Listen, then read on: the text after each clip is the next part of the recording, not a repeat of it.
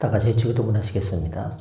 하늘에 계신 우리 아버지, 아버지의 이름을 거룩하게 하시며 아버지의 나라가 오게 하시며 아버지의 뜻이 하늘에서와 같이 땅에서도 이루어지게 하소서.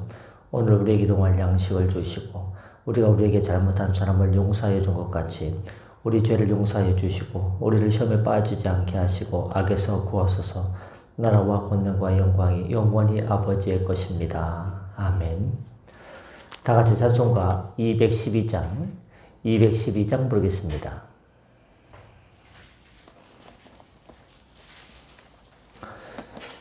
겸손히 주를 섬길 때 괴로운 일이 많으나 구주여 내게 힘주사 잘 감당하게 하소서.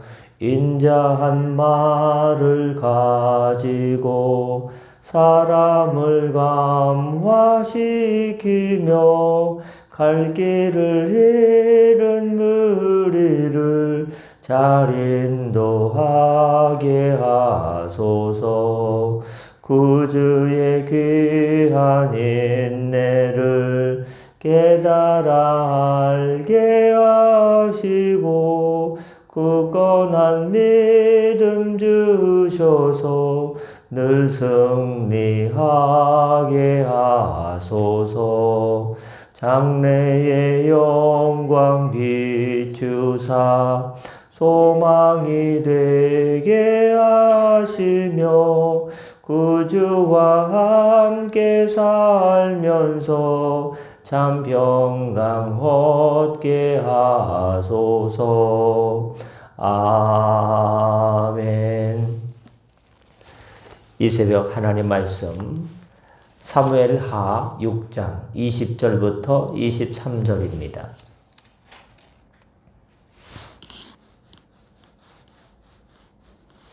사무엘하 6장 20절부터 23절입니다.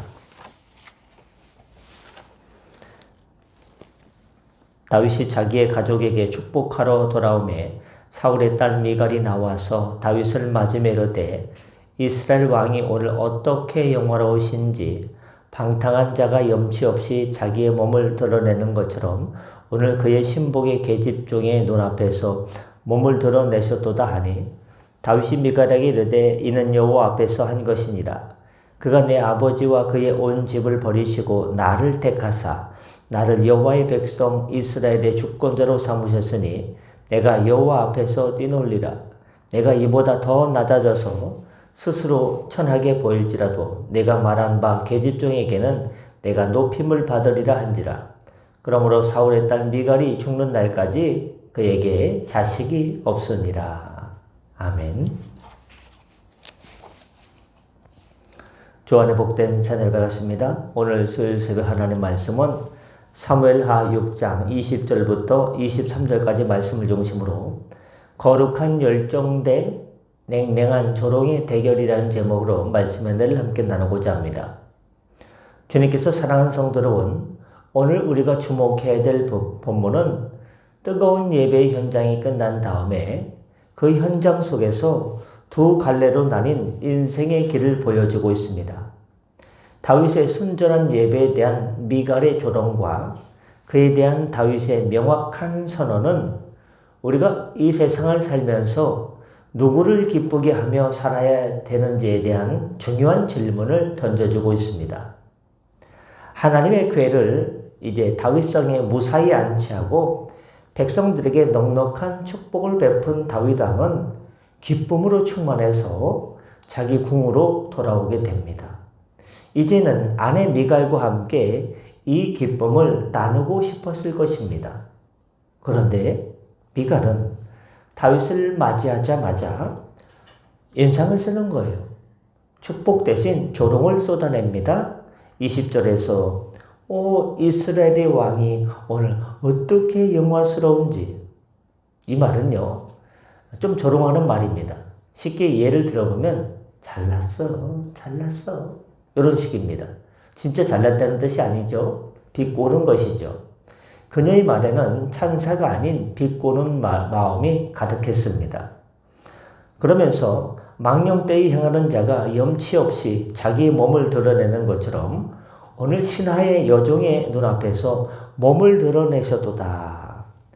미갈은 다윗이 왕의 체면을 버리고 경박하게 춤춘 것을 아주 쉐임드, 수치스럽게 여겼습니다. 미갈의 조롱에 다윗은 어떻게 반응했을까요? 주저하지 않고 단호하게 21절에서 다음과 같이 선언합니다. 나는 여호와 앞에서 춤을 추었노라. 내는 여호와 앞에서 기쁘게 춤춘 것밖에 없는데 너 왜 그러느냐? 이런 식입니다. 다윗은 자신의 모든 행위의 주체가 사람들의 시선이 아니라 하나님 앞에서 여호와 앞에서였음을 강조합니다. 더 나아가 22절에서 나는 이보다 더 낮아져서 천하게 보일지라도 라고 선언하며 앞으로도 오직 하나님을 기쁘시게 하시기 위해서 더 낮아지는 일도 더 천한 일이랄지라도 그것이 하나님을 기쁘시게 하는 일이라면 나는 기꺼이 하겠다, 감내하겠다라고 이야기합니다. 다윗은 미갈의 아버지인 사울의 집안을 버리시고 자신을 택해서 이스라엘의 통치자로 삼으신 분이 바로 내가 잘나서가 아니라 하나님께서 나를 세워주셨고 하나님께서 여기까지 인도해 주셨고 하나님께서 지금까지 나를 여호와 이레로 예비해 주셨음을 상기시키며 하나님만이 자신의 인생의 유일한 기준이 됨을 이야기하고 있습니다. 결국 이 사건 이후 미갈은 23절에 보니까요. 죽는 날까지 자식이 없었습니다. 이는 순전한 예배자를 조롱하고 하나님의 뜻을 외면한 삶에 대한 영적인 단절과 심판을 상징적으로 보여주는 장면이라 하겠습니다. 오늘 본문을 통해서 우리가 얻을 수 있는 신앙적 교훈 첫 번째, 신앙생활이라 하는 것은 사람의 인정이 아니라 하나님의 기쁨이 기준이 되어야 됩니다. 내가 살아가는 삶의 목적이 삶의 기준이 스탠다드가 누가 되어야 되냐? 나의 삶이니까 내가 기준이 되면 안 됩니다. 나의 삶의 기준은 오직 하나님이셔야 된다는 겁니다. 하나님께서 기뻐하시겠는가? 내가 이 일을 할 때 하나님께서 기뻐하시겠는가? 슬퍼하시겠는가를 고민해 봐야 됩니다. 21절, 22절에서 내가 누구 앞에서 여호와 앞에서 한 것이니라. 나는 이보다 더 낮아져서 천하게 보일지라도 그렇게 살겠다 이 말입니다. 여러분 미갈의 시선은요 지금 누구에게 고정되어 있습니까? 신하의 여종들이 보는 왕의 체면에 갇혀 있는 것입니다. 쉽게 얘기하면 옛날에 대감집에서 대감 밑에 것들 아래 것들 보기에 창피하지 않소? 이런 식입니다. 그러나 다윗의 시선은 오직 여호와 앞에 고정되어 있습니다. 성도 여러분, 우리가 신앙생활을 하면서 가장 많이 넘어지는 지점은 사람들의 눈을 의식하는 겁니다. 그 사람들의 눈을 의식하는 요즘 사람들의 그런 SNS가 뭡니까? 인스타그램, 페이스북 다 사람들의 눈을 의식하는 겁니다. 그래서 뭐 조금만 맛있는 거 먹어도 뭐 어디 조금 좋은 데만 가도요. 그냥 가만히 즐기지 못합니다. 그냥 그걸 드러내는 거예요. 아, 나 이런 사람이다. 나 이런 데 온 사람이다. 나 이런 거 먹는 사람이다. 나 이런 사람들과 교제하는 사람들이다. 나 대단한 사람이다. 하고 사람들의 눈을 의식하는 게 그런 겁니다. 근데 페이스북도 좀 시들시들해졌죠. 인스타도 좀 시들시들해졌죠. 내가 이렇게 하면 남들이 나를 어떻게 볼까? 내 수준에 이래도 되는가? 그런 걸 생각하고 사는 겁니다. 그런데 다윗의 삶은요. 사람들이 나를 어떻게 평가하느냐? 나를 어떻게 사람들이 보느냐? 그것이 나의 삶의 기준이 아니라 하나님께서 나를 어떻게 보실까? 하나님은 예수님이시라면 어떻게 하실까? 그 관점입니다. 찰스 쉐털 목사님의 예수님이시라면 어떻게 하셨을까? 참 귀중한 질문입니다. 우리 삶의 모든 영역에서 우리를 쳐다보는 관중은 오직 하나님 한 분이심을 기억해야 됩니다. 종교개혁자 존 칼빈은 기독교 강요에서 인간의 타락이란 도대체 어디서 왔는가 많은 관점 중에 하나로 자신의 영광을 구하는 자기 애로 정의했습니다. 누굴 사랑하는 거예요? 나를 너무 사랑하는 거예요. 내가 나를 너무 소중히 여기고 남을 사랑하는 것이 아니라 나에 대한 애착심이 너무 강한 자기애가 강할 때 자신의 영광을 자기에게 돌리는 것이라고. 이것이 인간의 타락이다. 여러분, 인간의 타락이 무엇입니까? 칼빈의 관점에서 하나님을 너무 사랑하는 것이 아니라 나를 너무 사랑하는 것이 타락이다라고 했습니다. 미갈의 조롱은 이런 관점에서 자기애가 나온 교만입니다. 미갈은 다윗을 통해 자신의 체면이, 왕비의 체면이 훼손되어졌다라고 느꼈습니다. 반면 다윗의 코람데우, 여호와 앞에 서 있다라는 선언은 오직 나의 영광, 나의 사랑이 아니라 하나님의 영광만을 구하는 솔리데오 글로리아, 모든 영광 하나님께 돌리는 칼빈의 신학적 핵심과 일치한다고 봐도 무방합니다. 그러므로 우리 모든 행동의 목적이 나의 영광이 아니라 하나님의 영광을 향해서 달려가시길 바랍니다. 하나님의 영광을 위해 달려가면요, 하나님께서 우리 내 인생 반드시 책임져 주십니다. 두 번째, 진정한 경건은 겸손한 자기 비하에서 시작됩니다. 22절에 아이고 부인이 뭐 잘못하는 것 같소. 22절에 나는 이보다 더 낮아져서 천하게 보일지라도 앞으로 그럴 긴데? 이런 식입니다. 다윗은 미갈의 조롱에 굴하지 않고 오히려 이보다 더 낮아지겠다라고 선언했습니다. 이는 자신을 끝까지 비우고 하나님의 종으로 서겠다는 배 에봇을 입은 하나님의 종의 그런 마음 자세의 일환입니다. 이런 우리의 신학은요, 어떤 지식이나 외적인 봉사로 완성되는 것이 아닙니다. 지식으로 완성되면요, 아무것도 안 하고요, 하루 종일 책만 쌓아놓고 책을 딱 말게요. 이것은 우리의 신학은요, 하나님 앞에서 나는 nothing, 하나님 앞에서 아무것도 아닌데 스스로를 낮추는 겸손한 태도가 핵심입니다. 낮아짐이 멈추면요, 그 자리를 누가 차지하냐? 교만이라는 애가 놈이 찾아가지고 차지하고, 그 교만은 곧 하나님의 은혜를 가로막는 벽이 됩니다. 여러분, 비가 오면요, 하늘에서 비가 내립니다. 눈이 오면요, 하늘에서 눈이 옵니다. 이상하네요. 맞는 말인데. 날이 굳으면요, 비가 옵니다. 또 날이 굳으면 눈이 옵니다. 그런데 하나님의 은혜가 하늘로부터 쫙 내려오는데요, 그걸요, 스탑! 하고 딱 멈추게 하는 게 있어요. 하나님의 은혜를 딱 가로막는 벽이 뭐냐? 교만이라는 놈이에요. 교만하면요, 하나님의 은혜가 오다가도 다 원래대로 돌아갑니다. 기독교 고전 중에 중세 신비주의 작가 중에 토마스 아켄퍼스라는 분이 있습니다. 그분이 유명한 책을 썼죠.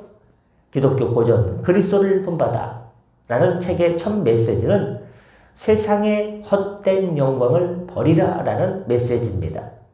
그는 높은 자리보다 낮은 자리를 택하고 칭찬받는 자리보다 주님 때문에 차라리 무시당하기를 어려움 당하는 것을 기뻐하라고 가르쳤습니다. 다윗이 천하게 보일지라도 나는 더 낮아지겠다라고 하는 선언은 바로 이 그리스도를 본받는 겸손의 영성을 실천하는 것입니다. 영성 중에 최고 영성 중에 하나가 뭐냐? 겸손한 거예요. 나는 주님 앞에서 nothing, 아무것도 아니에요. 저는 서번트, 저는 주님의 종이거든요. 그런 자세. 여러분, 그리스도인에게 낮아짐은 수치와 부끄러움이 아니라 가장 안전하고 영광스러운 주님의 은혜의 자리로 나가는 것임을 기억하시길 바랍니다. 끝으로 하나님의 심판은 영적인 단절로 나타날 수 있습니다. 23절에 보니까 슬픈 소식이 있죠. 사울의 딸 미갈이 죽는 날까지 그에게 자식이 없으니라. 사람들 그래요. 아이고, 이 나이에 뭐가 재밌는 게 있고 뭐 이렇게 살면 뭐하나 뭐 이렇게 얘기를 많이 하죠. 그러다가 애들이 학교 딱 갔다 오지 않습니까? 그러면요, 그때 뭐 애들 때문에, 손자 손녀 때문에 웃지 않습니까? 장집사님도요, 손녀를 낳았잖아요. 얼마나 그 손녀 얼굴을 보면요, 얼마나 기쁩니까? 할머니, 할아버지가 되는 건요, 또 아버지, 엄마가 되는 느낌과 좀 다른가 봐요. 많이 다른가 봐요. 어떤 면에서는요, 또 다른, 더 기가 막힌 즐거움이 있는 것 같습니다. 우리가 누구 때문에 웃는다고 그래요? 애들 기도하고 보면, 아이고, 애들 때문에 웃는다. 아이고, 내 낚시 없는데, 애들 때문에 웃는다라고 하지 않습니까? 자식이 기쁨입니다. 근데 23절에 사울의 딸 미갈이 죽는 날까지 그에게 자식이 없으니라. 얼마나 외로웠을까요? 미갈이 받는 자식이 없음의 심판은, 그런데요, 단순한 생물학적 단절 이상의 영적인 의미를 가지고 있습니다. 하나님의 축복과 계보, 하나님의 축복의 계보는 다윗의 왕조를 통해서 하나님의 축복이 흘러갑니다. 여러분 가정에 다윗의 축복이, 하나님께서 다윗의 왕조의 계보를 통한 다윗의 왕조의 축복이 흘러가기를 바랍니다. 하나님의 축복과 계보를 비웃고 조롱하는 자는 그 축복의 생명력에서 끊어질 수밖에 없다는 것입니다. 연을 날리다가요, 바람이 너무 세면요, 연줄이 툭 끊어져요. 그러면요, 아이고, 아까운 연이요, 돌려도요, 어떻게 됩니까? 날아가죠. 멀리 떨어져 갈 수밖에 없습니다. 하나님의 축복의 줄이 탱탱, 이게 짱짱하게 당겨져야 되는데, 툭 끊어지면요, 이거 무슨 의미로 생각하겠습니까? 성도 여러분, 하나님 앞에서 냉소적인 태도는 우리의 영혼을 불임 상태로 만들 수 있습니다. 차가운 태도, 하나님 앞에서 냉소적인 태도는 우리의 영혼을 불임 상태로 만듭니다. 하나님의 은혜와 축복이 우리 삶에 더 이상 열매 맺지 못하는 상태가 되어버리게 됩니다. 여러분, 하나님의 은혜가 딱 내리지 않습니까? 비가 딱 오면요, 땅속에 있는 씨앗이요, 봄이 되면요, 쫙 이게 싹을 틔웁니다. 줄기가 자라고요, 나중에 열매가 생기지 않습니까? 근데 하나님의 은혜가 딱 내릴 때요, 그 은혜를 품는 밭이 문제예요. 좋은 땅입니까? 돌자갈밭입니까? 가시밭입니까? 덤불밭입니까? 어떤 밭입니까? 내 신앙의 마음 상태가요, 메말라 있는 사막처럼, 저 사하라 사막처럼 먼지 펄펄 나면요, 하나님의 은혜가요, 열매를 맺지 못한다니까요. 우리는요, 날마다 말씀으로, 그러니까 우리 마음밭이요, 신기해요. 가만히 냅두면요, 가만히 안 돼요. 가만히 냅두면요, 말씀을 멀리하고 찬양하는 삶에서 멀어져 살면요, 마음이 황무지가 된다니까요. 사하라 사막이요, 순식간에 돼버려요. 그래서 말씀을 듣는 것, 기도하는 것, 찬양하는 것, 이런 영성훈련이요, 마치 삽으로다가 우리의 마음을 기경하는 것과 마찬가지예요. 여러분, 이왕이면 삽 대신에 트랙터를 몰고 가시기 바랍니다. 참, 말씀을 가지고 트랙터를 끄는 것처럼 트랙터가 한번 쫙 가면 어떻습니까? 사람이 하루 종일 했던 걸요, 그냥 몇 번 만에요, 싹 갈아엎습니다. 말씀으로 마음을 갈아엎어야 돼요. 가만히 있으면요, 사막 된다니까요. 말씀을 듣고, 읽고, 묵상하고, 쓰고, 이렇게 또 암송하고, 자꾸 마음을요, 기경해야 돼요. 그래야지요, 옥토밭이 되는 거예요. 가만히 있다고 옥토밭 되지 않습니다. 어떻게 하시겠습니까? 하나님 앞에서 순전한 기쁨과 열정을 잃어버릴 때 우리의 영혼은 미갈처럼 살아있으나 영적으로 고립되고 메마른 상태에 빠질 수 있음을 기억해야 됩니다. 청교도 작가 존 버년의 철로 역정에서 크리스천이 지나가는 길에 나오는 불신이나 오만과 같은 캐릭터들은 영적인 생명력을 스스로 거부하는 자들입니다. 미갈의 냉소와 조롱은 다윗의 순수한 예배를 이해하지 못하는, 왜 그렇게 춤췄을까? 조금만 더 고민해 봤으면 하나님의 은혜가 얼마나 기뻤을까를 알았을 텐데, 조금 더 생각하지 못한 그런 단순한 미갈의 보이는 것에만 집착한 결과라 하겠습니다. 말씀 마치고자 합니다. 주님께서 사랑하는 성도 여러분, 미갈은 자신의 교만으로 인해서 축복의 잔치에서 스스로 외로운 섬이 되고 말았습니다. 하나님 앞에 그 교만 때문에 모든 것이 영적인 단절로 이루었습니다. 그 길을 가시겠습니까? 아니면 하나님 앞에서 기꺼이 낮아지게 되는 겸손을 통해 하나님을 기뻐하고 하나님 한 분이면 됩니다. 하나님 한 분으로 만족합니다. 고백하며 이보다 더 낮아지는 일이 할지라도 하나님을 기쁘시게 하는 일이라면 저는 하겠습니다. 라는 다윗의 길을 가겠습니까? 여러분 앞에 다윗의 길이 있고 미갈의 길이 있습니다. 부디 다윗의 길을 걸어가셔서 주의 은혜의 즐거움, 하나님의 영광의 복음의 광채의 즐거움에 참여하는 하늘나라 백성 되시기를 주 예수님의 이름으로 간절히 축원합니다. 기도하겠습니다. 오 사랑과 은혜의 하나님 아버지, 저희가 다윗처럼 여호와 앞에서 호람대오 정신으로 살아가길 소망합니다. 미갈처럼 사람의 시선에 갇혀 주님의 은혜를 냉소하지 않게 하시고 오직 겸손함으로 스스로를 낮추는 용기를 주옵소서. 우리의 삶의 모든 영역에서 하나님만이 우리를 바라보는 유일한 관중이 되게 하시며 우리의 영혼이 영적인 단절 없이 주님 안에서 풍성한 열매를 일생 동안 맺게 하여 주옵소서. 하나님, 우리 일생 동안 붙들어 주시고 동행하여 주시고 역사하여 주시고 잃어버린 하나님 아버지 은혜의 즐거움을, 구원의 감격의 즐거움을 되찾게 하여 주옵소서. 깊어가는 가을 하나님 말씀에 깊어가게 하여 주옵소서. 풍성한 열매를 거두게 하여 주옵소서. 감사하며 축복하며 예수님의 이름으로 기도드려 싸움나이다. 아멘. 다 같이 자유 기도하시고 편하게 들어가시겠습니다.